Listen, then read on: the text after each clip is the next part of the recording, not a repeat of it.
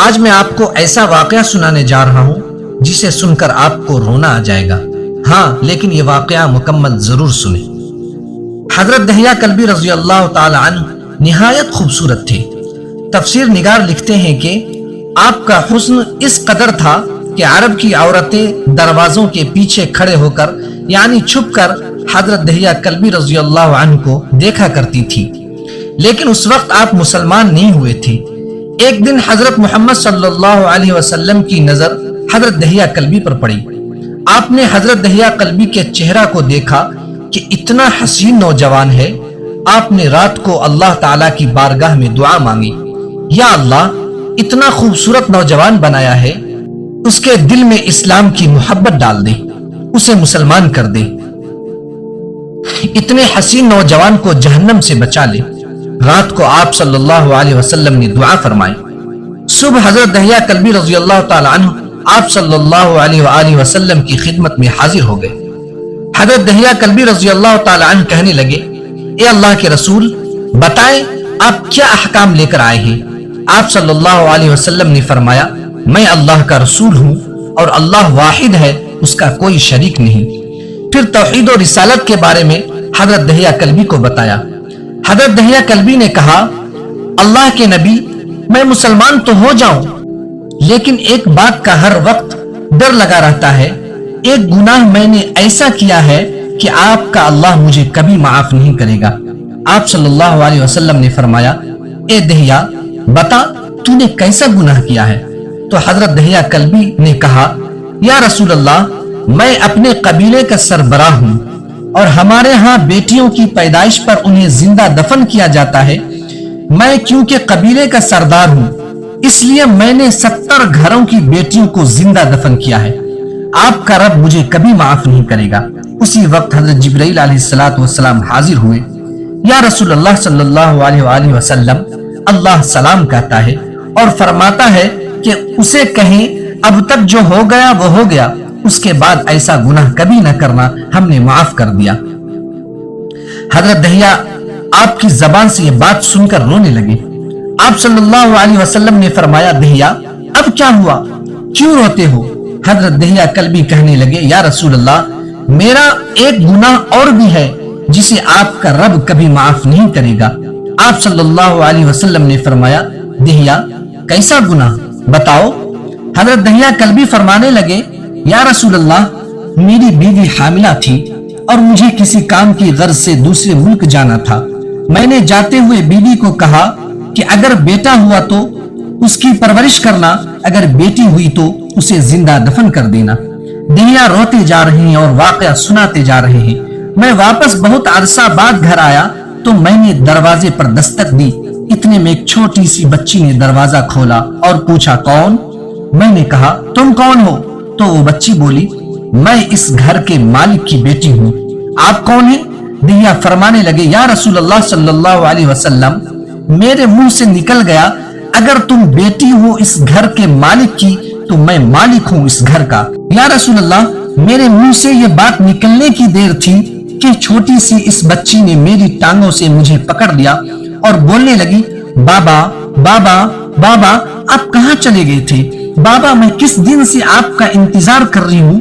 حضرت دہیہ کلبی روتے جا رہے ہیں اور فرماتے ہیں، اے اللہ کے نبی، میں نے بیٹی کو دھکا دیا اور جا کر بیوی سے پوچھا، یہ بچی کون ہے؟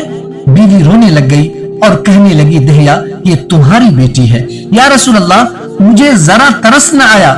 میں نے سوچا، میں قبیلے کا سردار ہوں، اگر اپنی بیٹی کو دفن نہ کیا تو لوگ کہیں گے ہماری بیٹیوں کو دفن کرتا رہا اور اپنی بیٹی سے پیار کرتا ہے. حضرت دہیہ کی آنکھوں سے اشک زار و قطار نکلنے لگے. یا رسول اللہ، وہ بچی بہت خوبصورت، بہت حسین تھی. میرا دل کر رہا تھا اسے سینے سے لگا لوں. پھر سوچتا تھا کہیں لوگ بعد میں یہ باتیں نہ کہیں کہ اپنی بیٹی کی باری آئی تو اسے زندہ دفن کیوں نہیں کیا.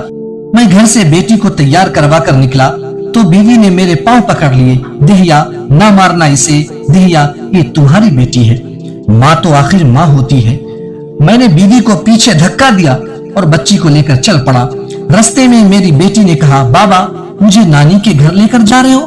بابا، کیا مجھے کھلونے لے کر دینے جا رہے ہو؟ بابا، ہم کہاں جا رہے ہیں؟ دہیا قلبی روتے جاتے ہیں اور واقعہ سناتے جا رہے ہیں۔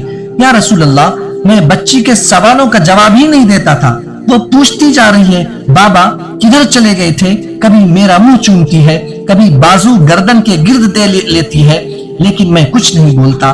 ایک مقام پر جا کر میں نے اسے بٹھا دیا اور خود اس کی قبر کھودنے لگ گیا۔ آقا کریم صلی اللہ علیہ وآلہ وسلم دہیا کی زبان سے واقعہ سنتے جا رہے ہیں اور روتے جا رہے ہیں۔ میری بیٹی نے جب دیکھا کہ میرا باپ دھوپ میں سخت کام کر رہا ہے تو اٹھ کر میرے پاس آئی، اپنے گلے میں جو چھوٹا سا دوپٹہ تھا وہ اتار کر میرے چہرے سے ریت صاف کرتے ہوئے کہتی ہے، بابا دھوپ میں کیوں کام کر رہے ہیں، چھاؤں میں آ جائیں۔ بابا یہ کیوں کھود رہے ہیں اس جگہ، بابا گرمی ہے چھاؤں میں آ جائیں، اور ساتھ ساتھ میرا پسینہ اور مٹی صاف کرتی جا رہی ہے، لیکن مجھے ترس نہ آیا۔ آخر جب قبر کھود لی تو میری بیٹی پاس آئی، میں نے دھکا دیا، وہ قبر میں گر گئی اور میں ریت ڈالنے لگ گیا۔ بچی ریت میں سے روتی ہوئی اپنے چھوٹے چھوٹے ہاتھ میرے سامنے جوڑ کر کہنے لگی، بابا میں نہیں لیتی کھلونے، بابا میں نہیں جاتی نانی کے گھر، بابا میری شکل پسند نہیں ہے تو میں کبھی نہیں آتی آپ کے سامنے، بابا مجھے ایسا نہ مارے۔ یا رسول اللہ صلی اللہ علیہ وسلم، میں ریت ڈالتا گیا، مجھے اس کی باتیں سن کر بھی ترس نہیں آیا۔ میری بیٹی پر جب مٹی مکمل ہو گئی اور اس کا سر رہ گیا تو میری بیٹی نے میری طرف سے توجہ ختم کی اور بولی، اے میرے مالک، میں نے سنا ہے تیرا ایک نبی آئے گا جو بیٹیوں کو عزت دے گا، جو بیٹیوں کی عزت بچائے گا، اے اللہ وہ نبی بھیج دے، بیٹیاں مر رہی ہیں۔ پھر میں نے اسے ریت میں دفنا دیا۔ حضرت دہیا کلبی رضی اللہ تعالی عنہ واقعہ سناتے ہوئے بے انتہا روئے۔ یہ واقعہ جب بتا دیا تو دیکھا آپ صلی اللہ علیہ وآلہ وسلم اتنا رو رہے ہیں کہ آپ کی داڑھی مبارک آنسوؤں سے گیلی ہو گئی۔ آپ نے فرمایا، دہیا ذرا پھر سے اپنی بیٹی کا واقعہ سناؤ، اس بیٹی کا واقعہ جو مجھ محمد کے انتظار میں دنیا سے چلی گئی۔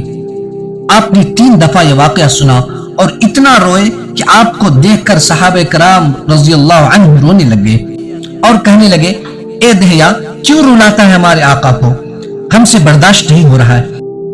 آپ نے حضرت دہیا سے 3 بار واقعہ سنا تو حضرت دہیا کی رو رو کر کوئی حالت نہ رہی۔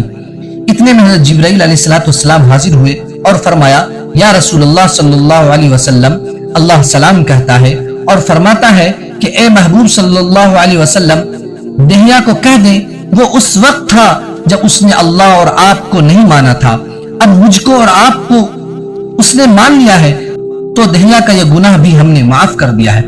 اس کے بعد صلی اللہ علیہ وآلہ وسلم نے فرمایا، جس نے 2 بیٹیوں کی کفالت کی، انہیں بڑا کیا، ان کے فرائض ادا کیے، وہ قیامت کے دن میرے ساتھ اس طرح ہوگا جس طرح شہادت کی اور 7 والی انگلی آپس میں ہے۔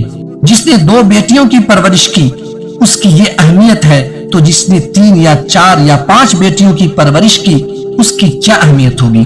بیٹیوں کی پیدائش پر گھبرایا نہ کریں، انہیں والدین پر بڑا مان ہوتا ہے اور یہ بیٹیاں اللہ کی خاص رحمت ہوتی ہیں۔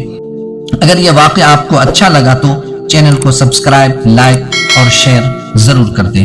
شکریہ۔